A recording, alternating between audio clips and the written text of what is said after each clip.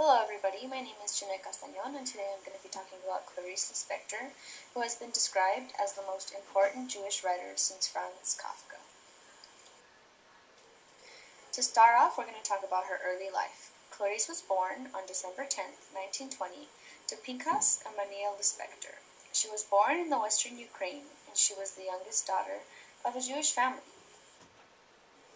The Lispector family was targeted for their Jewish heritage by pogroms, which was an organized massacre of a particular ethnic group, in particular that of Jews in Russia and Eastern Europe, during the early 20th century.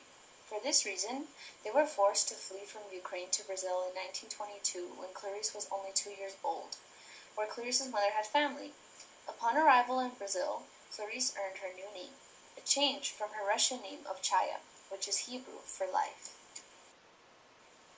Some tragedies that occurred in her life.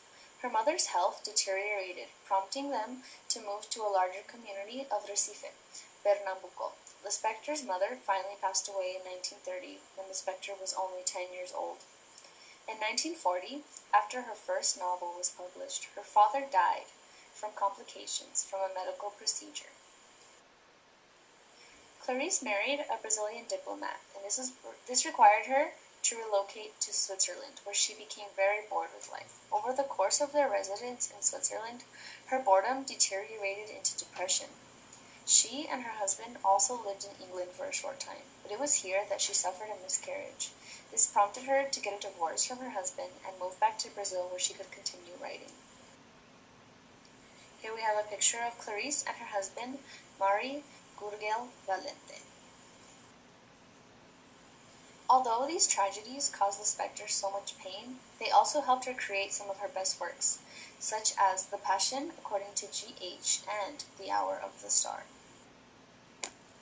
On to her higher education and her higher calling. The Gimnasio Pernambucano admitted Lispector in 1932. This institution was the most academically respected in the region. A year later, Clarice encountered Hermann Hesse's Steppenwolf. This novel convinced Clarice that she was meant to write. Here, the picture we have is her journalism ID. Some of her works. In 1937, Clarice entered the law school of the University of Brazil. During her time here, she would go on to publish some of her first journalism pieces for Agência Nacional and A Noite. She would also write short fiction in her spare time. In 1940, her first short story, Triunfo, was actually published by the journal Pan. In this clip, she talks about trying to get her first short story published. Coisas antes de publicar meu primeiro livro, eu já escrevia para revistas, contos, jornais, eu ia com uma timidez enorme, mas uma timidez de ousada. Eu sou tímida e ousada ao mesmo tempo. Eu chegava lá na revista e dizia, eu tenho um conto, o senhor quer publicar? Aí eu me lembro que uma vez foi o Raimundo Magalhães Júnior, que olhou, leu um pedaço, olhou para mim e disse, você copiou isso de quem? Eu disse, de ninguém, é meu. Ele disse, você traduziu? Eu disse, não. Ele disse, então vou publicar. When she was only 25, Clarice published her first novel, titled Near to the Wild Heart. This novel earned her the Graca Aranja Prize for the best first novel. Many praised her for they felt she had given Brazilian literature a unique voice in the larger context of Portuguese literature. Her writing style and character development was reminiscent of Virginia Woolf and James Joyce. Here we have the cover of Near to the Wild Heart. In this clip, she talks about her final novel, The Hour of the Star.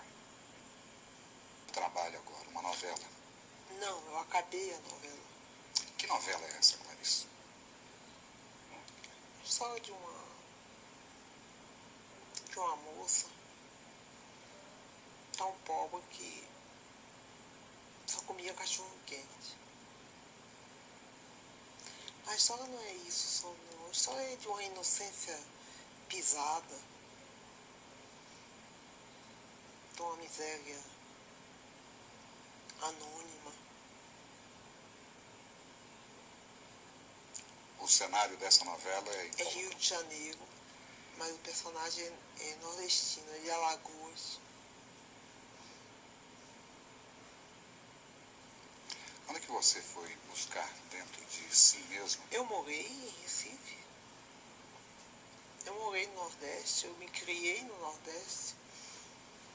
E depois, no Rio de Janeiro, tem uma feira dos nordestinos, no Campo São Cristóvão. Uma vez eu fui lá e peguei o ar meio perdido do nordestino no Rio de Janeiro.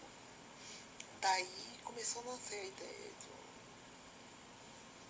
Depois eu fui a uma cartomante e imaginei a mim várias coisas boas que iam me acontecer, e imaginei que quando tomei o táxi de volta, seria muito engraçado se um táxi me pegasse, me atropelasse e eu morresse depois de ter ouvido todas essas coisas boas. Então daí foi nascendo também. Lispector's final novel. The novel Clarice just described was her final novel, The Hour of the Star. This novel has been called her masterpiece by many. Her ability to tell such a relatable story about a young girl while completely reshaping the reader's preconceived notions about poverty, identity, love, and the art of fiction. For this reason, Lispector is viewed as one of the greatest Brazilian novelists. In an interview, Clarice was asked about her interest in children's books, as well as her thoughts on communicating to children through literature and to adults. This was her answer.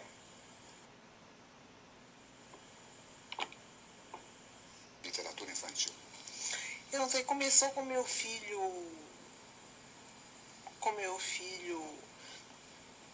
quando ele tinha 6 anos de idade, 6 não, 5, me ordenando para que eu escrevesse uma história para ele. Eu escrevi. Depois guardei, nunca mais liguei. Até que me pediram um livro infantil e eu disse que eu não tinha. Disse que inteiramente esquecido daquilo. Era tão pouco literatura para mim, eu não queria usar isso para publicar nada. Era para o meu filho. Mas aí, lembrei, bom, tenho sim. Então foi publicado. Eu tenho 3 livros de literatura infantil e estou fazendo o 4º agora. É mais difícil você se comunicar com o adulto ou com a criança? Quando eu me comunico com criança, é fácil, porque sou muito maternal. Quando eu comunico com adulto, na verdade estou me comunicando com o mais secreto de mim mesma. Aí é difícil, né? O adulto é sempre solitário? O adulto é triste e solitário. E a criança? A criança... Children's books. Lispector wrote short stories, novels, and even children's books. Her first children's book was The Mystery of the Thinking Rabbit, and the picture we have here is of her with her son while he reads. This is the cover of The Thinking Rabbit. Her second children's novel was The Woman Who Killed the Fish. In this story, the narrator, Clarice, confesses to having forgotten to feed her son's fish. Like any writer, Lispector used her work as an outlet. In the same interview as before, she was asked that if she could not write, would she choose to die instead, and Lispector responded with this.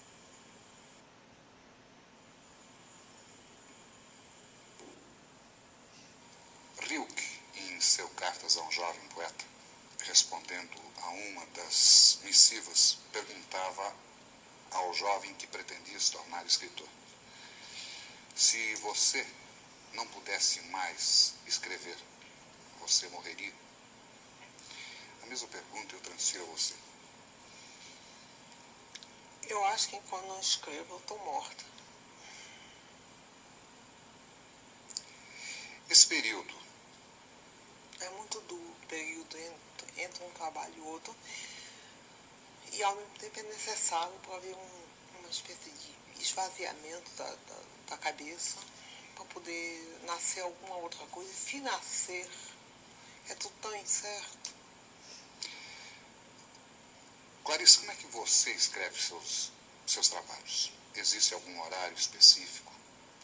Em geral é de manhã cedo, né? São minhas horas preferidas, são as da manhã. Você acorda a que horas? 4h30, 5 horas eu acordo. Fico fumando, tomando café, sozinha, sem nenhuma interferência. Quando eu estou escrevendo alguma coisa, eu anoto a qualquer hora do dia ou da noite, coisas que me vêm. O que se chama inspiração, né? Agora, quando eu estou no ato de concatenar as inspirações, aí eu sou obrigada a trabalhar diariamente. These powerful words show how devoted Clarice was to her writing. It was her oxygen, her way of life. Her statement in the interview that she was reborn every time she wrote something new shows how deep her connection to literature was. The way Lispector viewed the world in such an abstract way really changed the way Brazilian literature was perceived. One article described Lispector's writing to have the common thread of a usage of language unique in Brazilian literature, a complex use of philosophy, psychology, and allegory, and a focus on women's perspectives on the world. In 1977, Clarice Lispector passed away from ovarian cancer on the eve of her 57th birthday. After her death, Lispector continued to receive praise and a devoted following in Brazil, and several of her unpublished and unfinished writings were published. Although it has taken a while for her writing to be seen elsewhere than Brazil, recent translations of her literature has allowed the name of Clarice Lispector to be praised in many different places around the world.